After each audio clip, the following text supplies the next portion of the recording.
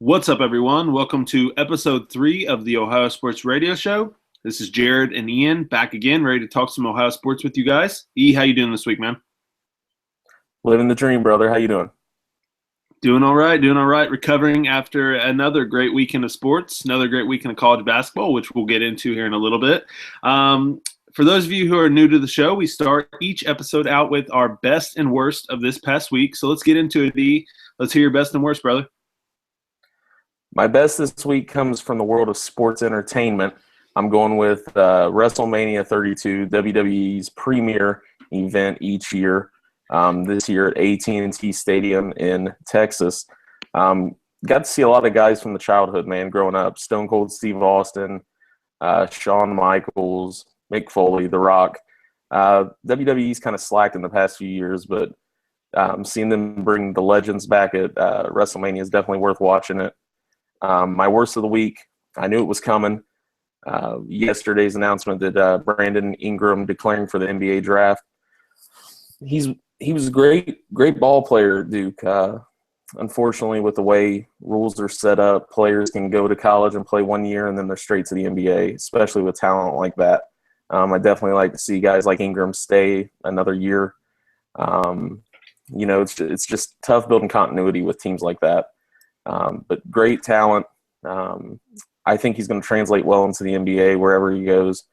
But wish him all the best. We're going to miss him at Duke, but we got another great class coming in next season. So that's my best and worst of the week. Trust me, I'm a Kentucky fan, so I know all about the one and done thing. It sucks because there's guys like Anthony Davis who, if he would have stayed 2 years, man, imagine that team at Kentucky. But yeah, my best and worst of this past weekend. My best was Cincinnati native Jim Herman winning the Houston Open. It was Jim's first PGA Tour victory. That win automatically qualified him for the Masters this weekend, which is a huge accomplishment. How awesome is that? He was ecstatic, as you could guess. It was great, man, just to see, he's been in the game for a long time, and to get his first win, and it qualifies him for the best tournament, the biggest tournament in golf, the Masters. How awesome is that? I mean, just so fantastic. I'm happy for him. My worst of the weekend, as you guys know, I'm a huge soccer guy. USA women's national team legend Abby Wambach was arrested on Sunday for DUI. Terrible.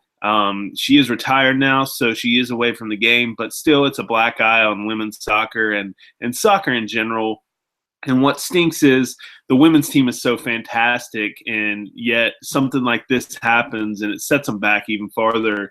And they're leaps and bounds better than our men's team, but this kind of thing happens, and America's culture, especially, we're not really up on soccer as far as other countries yet, and something like this happens. It just stinks. Abby's one of my all-time favorite players, and it's a mistake. Hopefully she can learn from it and help keep others from doing it in the future. But that really sucked to see that for USA Soccer and for a legend of the game, and Abby Wambach. So that sucked. But let's move on. We have a segment that we do on the show called Top 5. For those of you who aren't familiar with Top 5, it kind of coincides with something that's going on in today's world in pop culture. One thing that did happen, and since this is a sports show, we grew up, there's certain players that kind of come in and out of our lives, like Ken Griffey Jr.'s, players like that are so above the game. And a couple of those players for me in basketball, and I know for you, we talked about it a little bit. Shaquille O'Neal, you can't say enough about what he did for the game, how he revolutionized the game. Allen Iverson, what Allen Iverson did on and off the court. I mean, everybody was wearing like the finger wristbands of our generation when you're playing outside with friends and things like AI. People were wearing cornrows again, baggy jeans, chains. I mean, AI was the man. On and off the court, AI was a beast. Those two, amongst others, were inducted into the Basketball Hall of Fame this past weekend. So to coincide with that, our top 5 this week is actually going to be our all-time starting 5. So let's start with point guard. Let's hear your all-time starting 5 point guard. I'm going to go with Ohio's own, the Big O, Oscar Robertson. Obviously, didn't get to watch this guy play. He was way before our time, but, just the stories of this guy, he was a legend. And then going back and watching old footage of him and, just being able to have just the presence that he had on the court. He was a leader. He was a scorer. He did it all from the point guard position, and makes it even better at Ohio. So Oscar Robertson's my point guard on my all-time starting five. Well, we claimed him thanks to him going to UC, but averages a triple-double. A lot of people don't realize that, and he's a beast, man. My point guard's got to be Magic Johnson. Magic is one of the best winners of all time. He's a natural point guard at 6'9". He could score. He could do everything, run the court. He was, showtime, man. He was great. I love watching old footage of Magic run the court and run the team. So Magic Johnson's going to be my point guard. Let's move on to shooting guard. Let's hear your shooting guard. I think we're going to probably be the same on this one, but let's hear your shooting guard on your all-time starting five. It's tough to go against number 23, man. Just the all-time greatest NBA player, Michael Jordan. Another one of those guys from our childhood. We grew up watching Jordan, and those Bulls teams were just so fun to watch. He sat out, he retired, he came back, and just even more fun to watch him. I'll never forget the 72-10 team. Those games were televised like what Duke games are now with ESPN. It seemed like every game was televised with that Bulls team. And, Michael had a great team around him, but Michael elevated everybody else's play because of how great of a player he was. There'll never be another Michael Jordan. So Michael Jordan's my shooting guard on my all-time starting five. Yeah, if you don't have Michael Jordan in this list, you're crazy. He's my shooting guard as well. MJ captivated everyone. He took the game by storm. He was phenomenal. There's nothing else you can say about him. He's the greatest ever. I'm sick of seeing the sad Jordan crying face. However, it's hilarious to me. But one thing about Michael, we'll come back to it with the NCAA tournament. Remind me that. But Michael Jordan, you said it all when you said it. My shooting guard, MJ, number 23. So let's move on to small forward of our all-time starting five. Let's hear your small forward. My small forward, I think we're going to agree with this one as well. It's going to be the Hick from French Lick, Larry Bird. I know you're a far bigger fan of him than I was. You grew up with him or idolizing him and whatnot, but number 33 comes in for me at small forward. Yeah, you're right. My dad was a huge Larry Bird fan, so when basketball was my favorite sport growing up, grew up with the basketball in my hand pretty much, and all I watched was game film of Larry Bird. Larry Bird is one of my favorite people of all time. The stories surrounding that guy are amazing. I texted you. We got into a big text thread about Larry Bird, and I had you dying laughing at some of the stories. And maybe I'll save those for a later date because it's a different subject. But he's amazing. I think my favorite Larry Bird story is him going out drinking. I'll tell one. Him going out drinking. They were in Atlanta, and he was out drinking with some buddies before the game. They played the Hawks the next night, and a bunch of Hawks cheerleaders were out drinking at the same bar. And they thought, hey, we'll buy a bunch of drinks for these Celtics players and Larry Bird, and we'll get him drunk, and he won't be able to play well the next day. Next day, Larry Bird dropped 61 points on him, and as he's walking off the court at the end of the game, he stopped in front of the cheerleaders and said, "Thanks for the beers." And his Indiana accent, which is so Larry Bird, so amazing. He was a killer.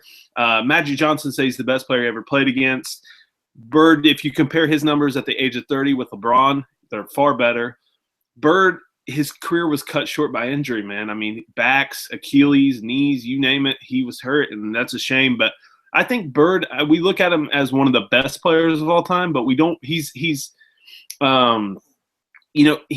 go down as he obviously is one of the best players of all time, but he's kind of underrated because people don't really realize how fantastic of a player he was, and he made everyone else around him better. Robert Parrish and Kevin McHale are Hall of Famers because of him. So Larry Bird, number 3, Larry Legend. He's a hero of mine, so he's my small forward. Let's move on to power forward. Who's your power forward on your all-time starting five? My power forward is actually still in the NBA, Mr. Big Fundamental, Tim Duncan. I remember watching this guy back in college at Wake Forest. He was dominant then. He's been dominant ever since he stepped foot in the league. He's a fun guy to watch. He does everything the right way. He's got a great temperament on the court. Popovich and Duncan, they've made a great team all these years.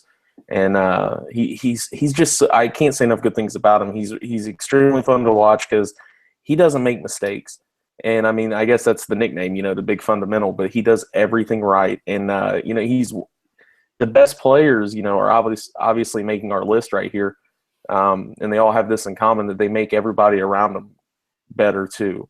And Tim Duncan's one of those guys that, when he came into the league, he learned from David Robinson, who was in San Antonio as well. And, he's a leader on and off the court, and he elevates everybody else's game as well as his. So Tim Duncan's my power forward.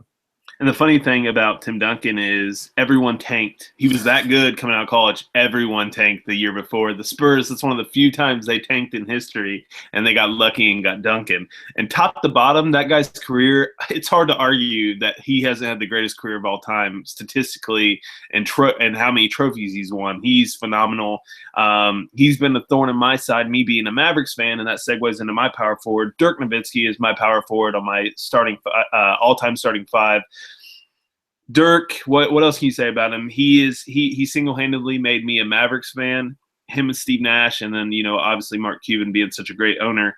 But Dirk, for me, man, he revolutionized the game. When he first came into the league, he had that bleach blonde mop hair.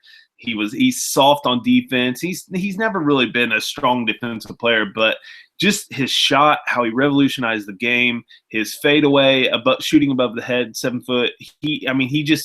He paved the way for big men like Kristaps Porzingis and other guys that are going to lead the league in years to come. Dirk, for me, man, he's so good. He's such a great scorer.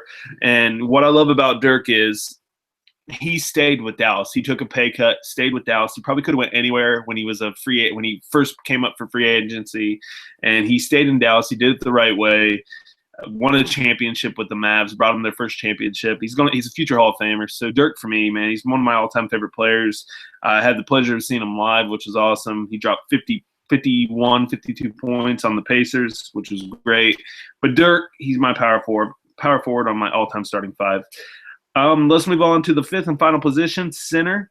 Ian, who is the center? Who is your center on your all-time starting five? 11-time NBA champion, 5-time NBA MVP, Bill Russell. There's not much more you got to say about this guy. Just all those wonderful Celtics teams, all those years. He's an iconic figure in that Celtics franchise, and it's neat seeing him every year when the NBA playoffs roll around.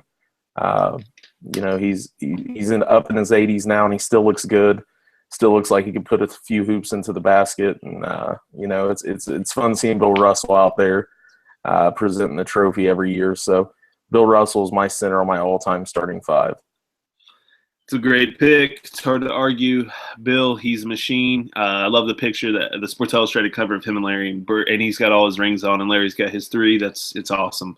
But my center, I always go back and forth on this one. I always want to say Shaq because he revolutionized the game, and we probably won't see anyone as dominant as Shaq was in his prime ever again. However, it's hard to argue my center, Kareem Abdul-Jabbar, the all-time leading scorer, 6-time NBA champion, 6-time league MVP. His skyhook is iconic. They changed the game. He wasn't – at the time you weren't allowed to dunk. That's when he came up with the skyhook. You weren't allowed to dunk because of Kareem. He was too tall. They figured nobody could guard him. So he came up with the skyhook. It's unblockable. I wish more centers actually learned that. It's a hard shot to learn, but – Kareem Abdul-Jabbar, man, I mean, he was such a good scorer. And what always puts it over the top over Shaq is Shaq was such a terrible free throw shooter, and normally big men are because they don't have touch. Kareem was a 72% free throw shooter, man. So if I'm putting together a starting five, I want my big guys to be able to score from the charity stripe, and I'm going with Kareem as my center. But that's our top five. It could change weekly for me. I think the 2 that will never change are Jordan and Bird, and probably Magic for me as well. Bird is always on there. Jordan's always on there, and I would say Magic as well. But, yeah, that's our top 5. That's our all-time starting 5 in honor of Shaq and A.I. being inducted into the Hall of Fame.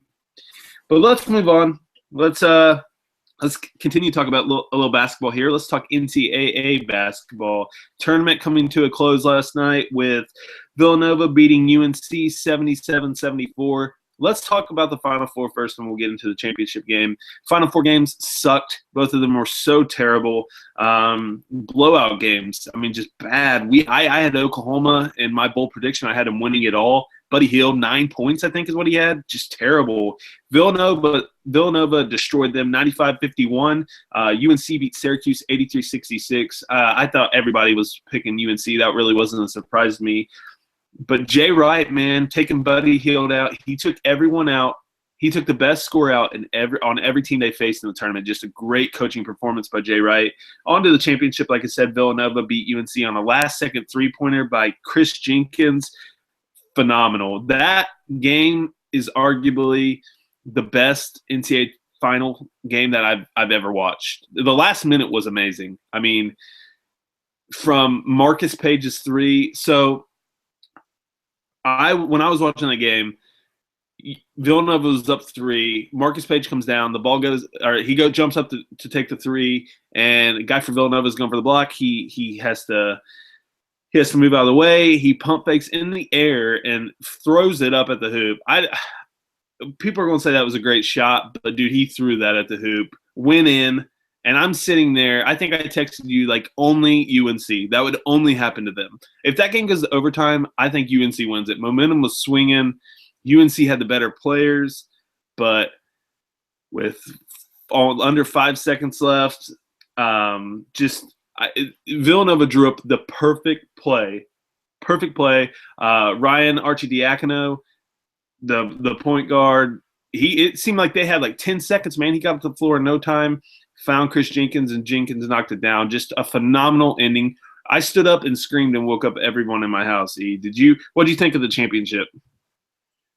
To touch on the Final Four real quick, like you mentioned, it was so anticlimactic. I mean, it was a letdown because March had given us everything. March had given us great games. I mean, both our teams obviously got bumped from the tournament. We didn't have a horse in the race, but our teams let us down. But every game in March Madness was just down to the wire. It was competitive till the very end. And then we get to the Final Four and just a couple blowouts, and I'm like, oh, boy, here we go. Final's going to be just the same. I couldn't have been more wrong. I only got to catch the second half last night. I went back and watched the full game today. But from the opening tip to the final whistle, man, just great basketball. I agree with you. Probably the best championship that I've witnessed in my 29 years on Earth.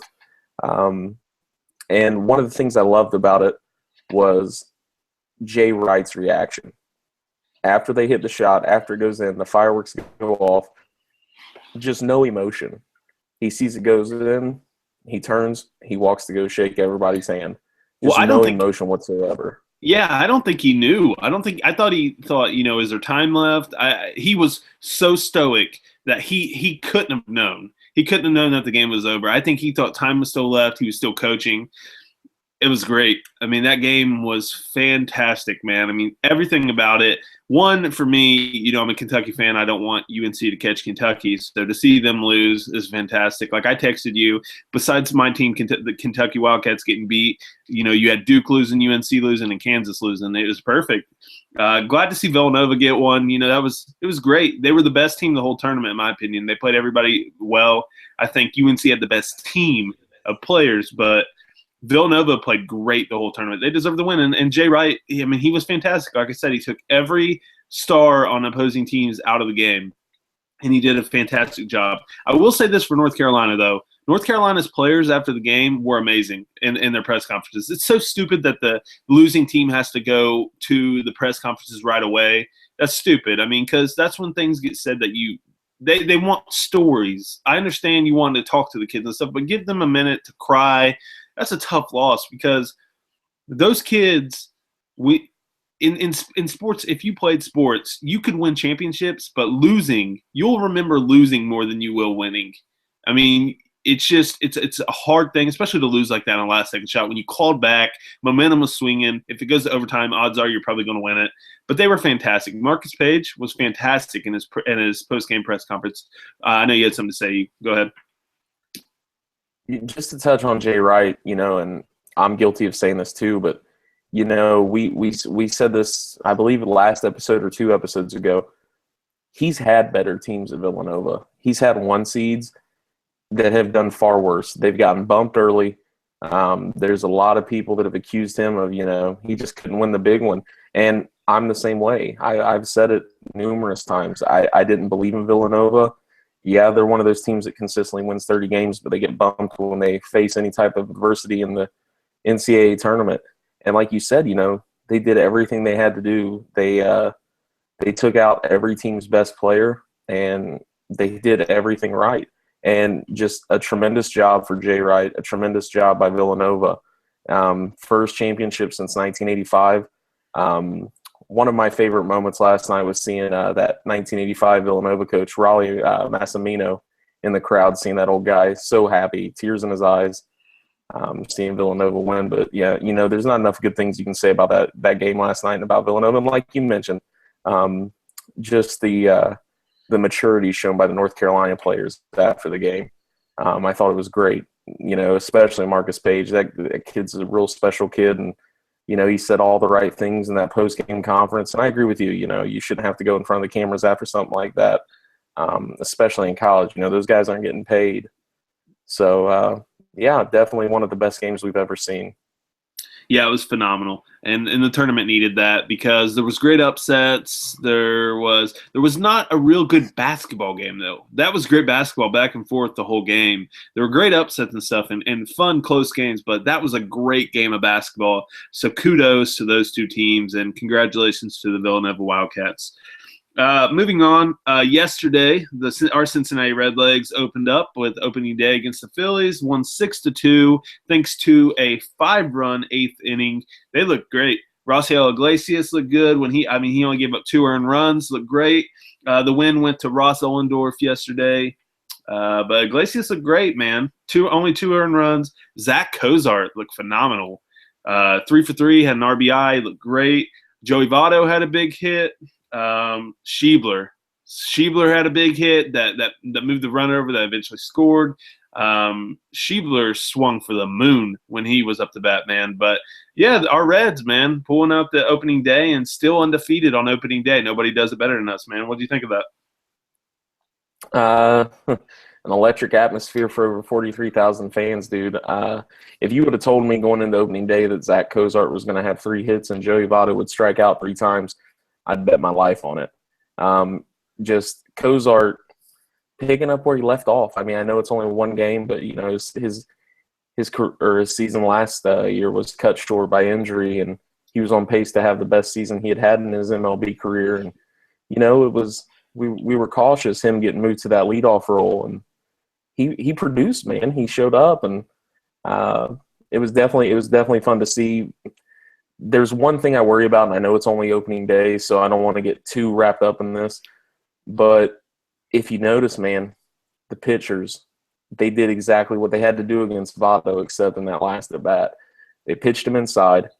Votto is one of the best hitters in the game, one of the best hitters I've ever seen. And he can hit to all parts of the field, but Joey loves going oppo. And when you pitch him inside, he can't go oppo. And it's almost like Joey doesn't want to pull the ball anymore. So moving forward, I think you're going to see a lot of pitchers try and pitch Joey inside. And, he's a good enough player. He'll make adjustments to that. But, yeah, the thing that I was most surprised by was the pitching. Iglesias threw 1 bad pitch all day, and it was the home run. He looked dominant out there. No walks, 7 strikeouts. That bullpen, an inexperienced bullpen, I thought, that was going to be rough. And I know it's only opening day, but still I figured they'd go out there, kind of look a little dusty. But, Jumbo came out there, Sangrani, everybody, Ollendorf, Hoover got in there. They were dominant, didn't give up any hits, struck out 3. Altogether, a great team performance. Yeah, they look great. To touch on Votto real quick, he's a great player. He's a very professional player, and he's gonna watch film on that. He's gonna notice guys are gonna start going in on him. He's just a great hitter, man. It's hard to pitch to him. So I mean, it's only one game. Well, let's talk about this 50 games in and see if this is still going on. He'll adjust. He's so good. And like Tom Brenneman and those guys were saying during the game, you know, you'll forget. Votto had such a big hit in the 8th inning that you forget about those strikeouts. I mean, that hit was so big from him. He's just a clutch hitter, man. So I'm not worried about it. Like we said, that was a game that we thought the Reds could win and start the season off with a W. So that was a huge win for the Reds. Let's see if they can carry the momentum into their next game against the Phillies. So, yeah, a great opening day atmosphere, the largest opening day crowd the Reds have ever had at Great American Ballpark. So kudos, Reds fans. Let's keep it up. It was a great team win, and hopefully this team can surprise some people. I just want to see them play well. I just want to see their promise and progression. I don't really care how many wins and stuff they have this year because everybody's predicting us to have 100 losses, and we did as well, so we're guilty of it as well. But I just want to see progression in the team get better, and you can see some of these younger guys get big league experience. But, yeah, great opening day win. And, by the way, opening day on a Sunday, no thank you, MLB. Get that out of my face. And also, every game should be during the day on Monday. Every game. None of this 10 p.m. first pitch for the Cubs and Angels. That's stupid. I don't want that. I want all my games as day games, night games on opening day. No thanks. Stupid.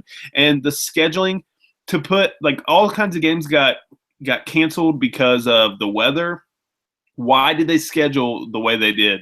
They put Toronto against Tampa Bay. 2 dome teams when you could put one team, a cold weather team in Florida playing or up in the dome in Toronto.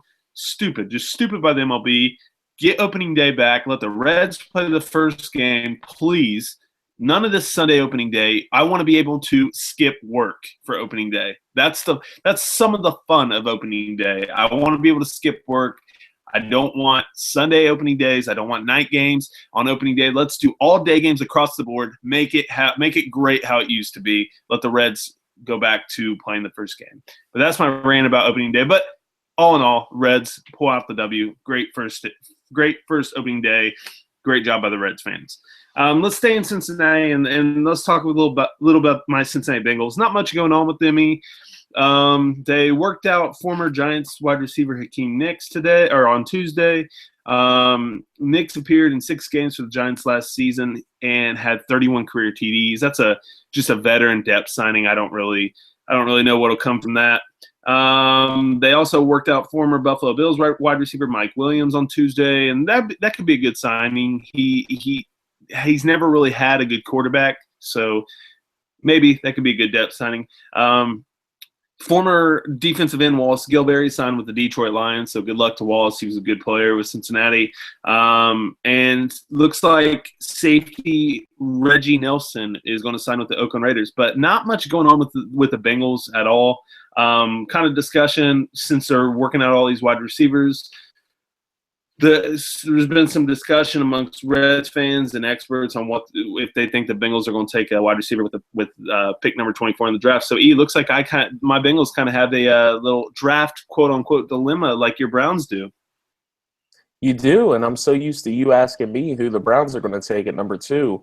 I'm going to flip the script this week and say, do they keep with the whole defensive mindset and go defense with their first pick at 24, or do they go wide receiver in the first round? What do you think, Jared? Man, I hope they stay defense. Defense wins championships. The Broncos proved that last year. I hope they stay defense. I have them in my last mock draft. I had them taking a defensive end. I'd love to see them take a defensive end again. They need to fill the hole for Pecco. So I'd love to see them take a defensive tackle. I'm sorry. And possibly a linebacker would be great there as well. But if they take a wide receiver, there's a couple players that if they're there, if they fall to the Bengals at wide receiver, I wouldn't be mad if they took them. But I don't know. We'll see.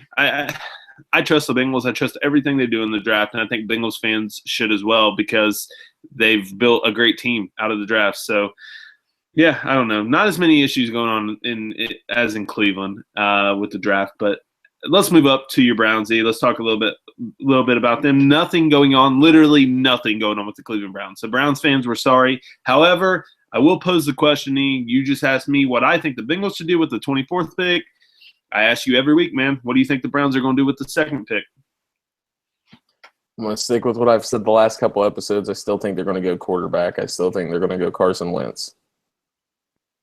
Yeah, a lot of experts are – I've seen you guys – I've seen literally every position. Like I said last week, I've seen literally every position. But what I've heard is Hugh is just so excited about the thought of coaching Carson Wentz. And Carson Wentz has just blown. I don't know what this kid has done. I mean, he's a good player, and I watched his pro day, and he was phenomenal. His footwork was great. Everything about the kid was great. However, I don't know. I've never seen a player so much excitement around a player who played as few games as Carson Wentz played. I'm a Carson Wentz guy. I've told you over and over I think the Browns should draft him. But like I said last week, you guys have so many needs that you almost have no needs. Like, you could draft any position, and you guys would be like, yeah, it's a good pick. We needed a kicker. We need a punter. We need an offensive lineman. We need a tackle, a guard, quarterback, running back, wide receiver. You guys need it all. So, I don't know, man. I think Carson Wentz will be a good pick for you guys.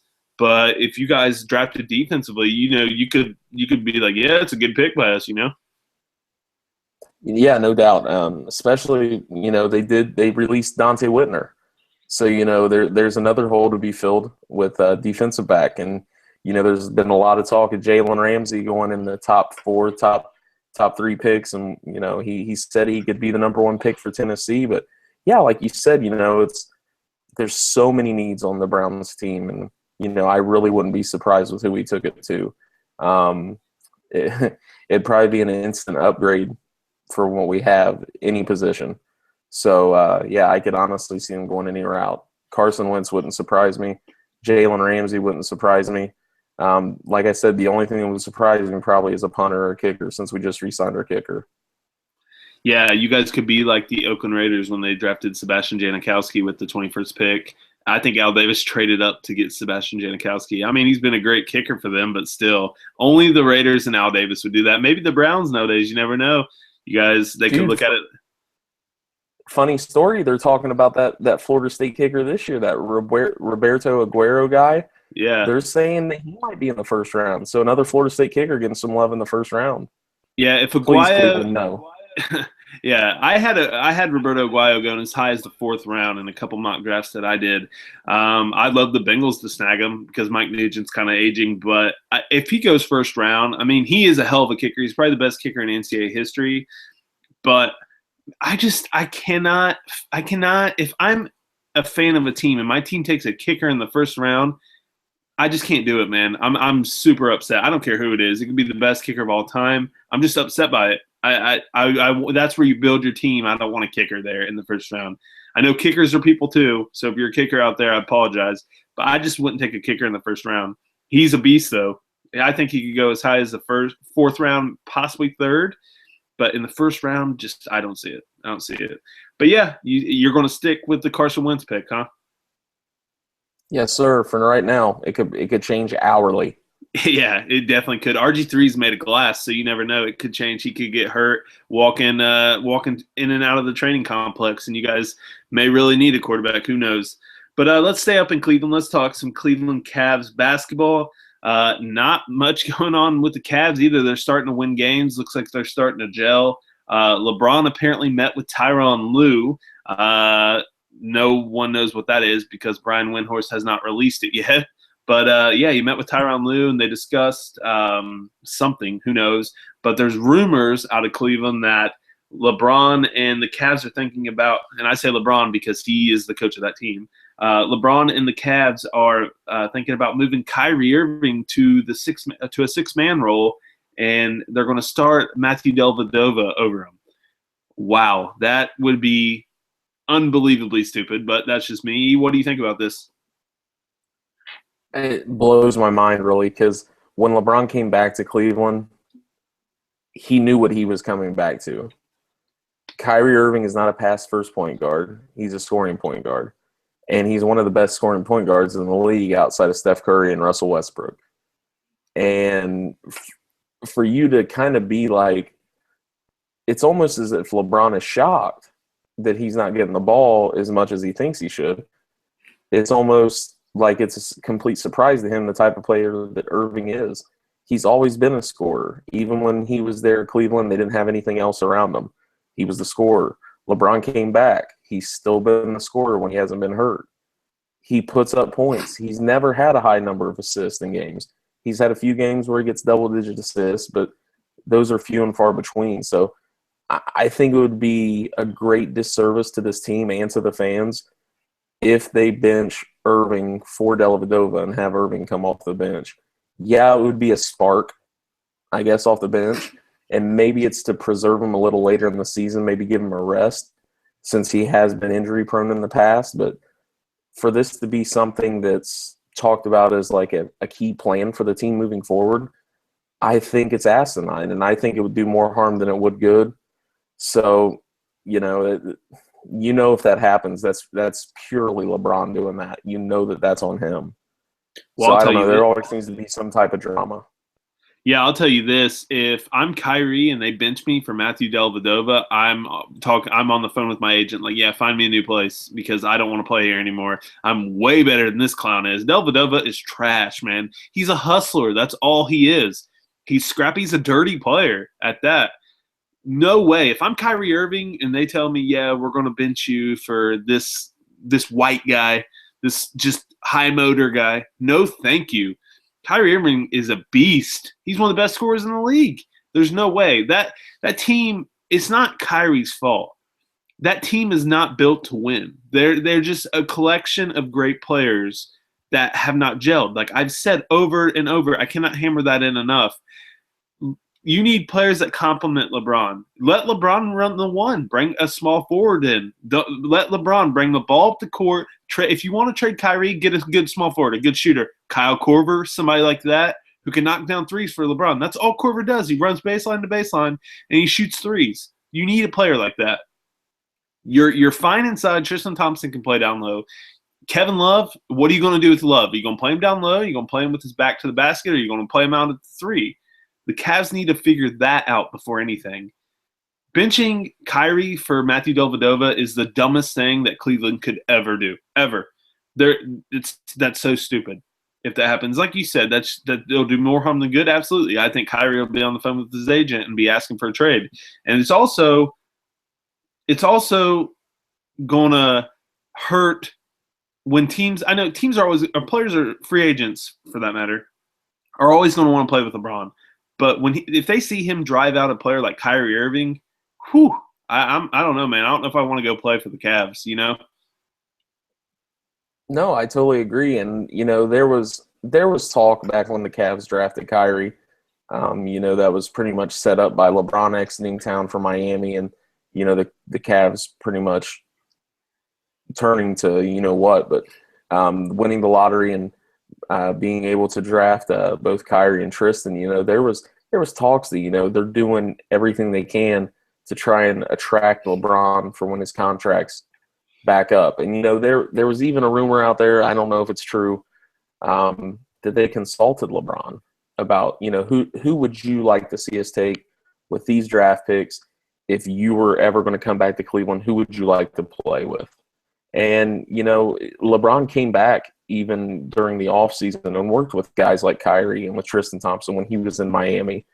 And, it's LeBron's one of those guys, it's got to always be about him. And, it's a shame because the team, if they did everything they were supposed to do, they could be a real competitor. They could be a threat for the NBA championship. But the way they are now, just like you've said, week in and week out, they're a collection of great players, but they're not a team. And if you want to win a championship, you got to play as a team. Yeah, I agree. I mean, they'll run to the East. I think Boston, I've said that for weeks now. Boston's going to give them trouble. I was saying that when Boston was sitting in the 8th spot in the playoffs. Boston's going to give them trouble if they meet up. The Spurs would give them trouble. The Golden State, I don't think they can beat Golden State. But I mean, yeah, they're built to win the East easily because the East is terrible. But when they get to the finals, we'll see. I don't know. We'll see. LeBron could put the team on his back. Hopefully he does, man. I want to see him win one, but I want to see him win one for Cleveland, but I don't know. We'll see. Benching Kyrie Irving will not help that cause. I'll tell you that. That's just my say on that. We'll follow that as it unfolds more, and we'll see if it happens. I don't know, but if it does, that's just insane to me. And if I'm Kyrie Irving, I'm looking for a new team. But yeah, that's our show. We usually end the show with a bold prediction for this upcoming week of sports. So, E, let's hear your bold prediction, brother. My bold prediction for this week is that the Reds are going to sweep the Phillies in this opening series. Brandon Finnegan is going to do work tomorrow night for opening night and get a win against the Phillies. And then on Thursday, newly called up pitcher Robert Stevenson will make his major league debut, and he will win his first major league game. So good luck to Finnegan, good luck to Stevenson, and good luck to our young Cincinnati Reds squad this week. Absolutely. Let's do that. My bold prediction, as all of you know, I am a huge soccer guy. My Manchester City Blues on Wednesday play in the quarterfinals of the Champions League against Paris Saint-Germain, and it's in Paris. I think my Manchester City Blues will walk away with a point, meaning they will either tie or they'll win, hopefully, and walk away with 3 points. But some way or another, they're going to walk away with a point. It would be a huge point.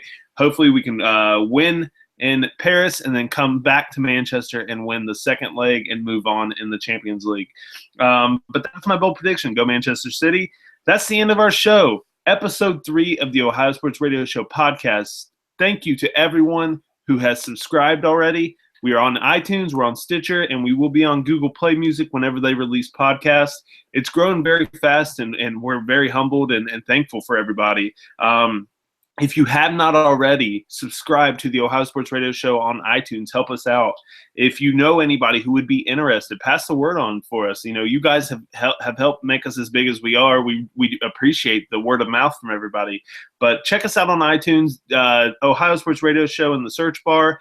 Follow us on Twitter and Instagram at Ohio Sports Radio. Check out our website, ohsportsradio.com. We will be updating it every day with new sports stories. Check us out on Facebook. Like our page, Ohio Sports Radio on Facebook. Interact with us. If you are a writer and you're a huge fan of any Ohio sports team, contact us. Get in touch with us. We're looking for new writers. Send us some of your work to ohiosportsradio@gmail.com. Thank you again to everyone who has subscribed and helped us get to this point. Like I said, subscribe to us on iTunes. Check us out. Pass the word on. E, you got anything to add, brother? Let's keep the momentum rolling into next week. Absolutely, man. Tons of great stuff coming up. Our Red Legs, baseball's back in full swing. We got the NHL playoffs, the NBA playoffs coming up. And then once all of that's done, the beauty. Football coming back. Cannot wait. Ready to give you another Who Day, Ian. Who Day. But that's it. Episode 3 of the Ohio Sports Radio Show. Thank you, everyone. Subscribe to the Ohio Sports Radio Show podcast. Help us out on iTunes. You guys are the best. We will see you on the other side next week for episode 4 of the Ohio Sports Radio Show podcast. E, as always, Who Day, go Reds. And that's the show. We love you guys. E, I'll see you next week. It's fun. And we'll see you for episode 4 on the other side. Thank you, guys.